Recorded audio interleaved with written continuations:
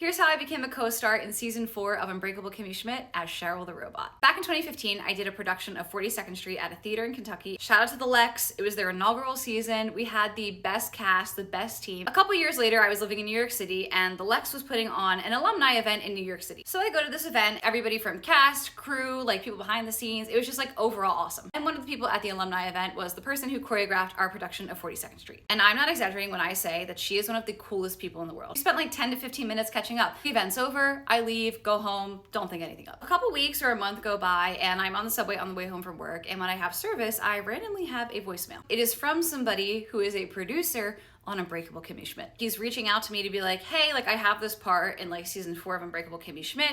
We really want a dancer to basically be this robot. You know, give me a call back when you get a chance. So I reached out to my choreographer and I'm like, hey, like what is this? And she was like, oh yeah, like they need a dancer to like be in the suit. And originally they had asked me, I'm too tall. So they were like, they wanted somebody who was a little shorter. I gave them your information and that was why they reached out. So I called the producer back and we're kind of just chatting and he's giving me the whole lowdown. He's like, yeah, so you would be like in the robot suit in season 4. And at this point I'm like, how cool is this that I get to audition for this thing? And he's like, can you just do me a favor and send a video of you doing like robot moves? I tell you, this video will never see the light of day. I send the video, he's like, amazing, thank you so much. Can you come down to the studio in Brooklyn? And I was like, yeah, absolutely. I go to the studio and I'm thinking that this is like my audition. I go down there and they're just like, hey, it's lovely to meet you. Like, come on in and we're gonna take your measurements. I'm thinking to myself, I'm like, oh, like crazy that I'm already getting measured for this, but okay, like no big deal, whatever. And like, okay, great. Like we'll be reaching out to you like with your contract and everything. Just sign it when you get it and like make sure everything looks good, but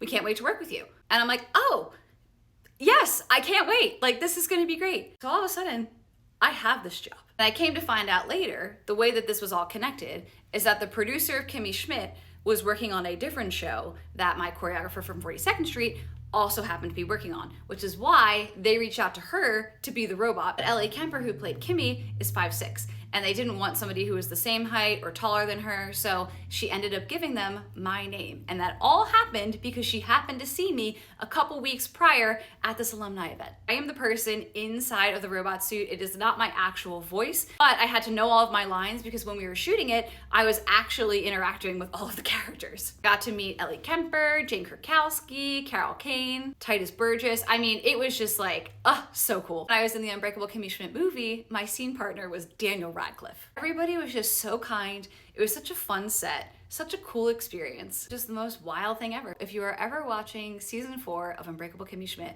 or the Kimmy Schmidt movie, and you are wondering, I wonder who the person inside of that robot suit is, it's me.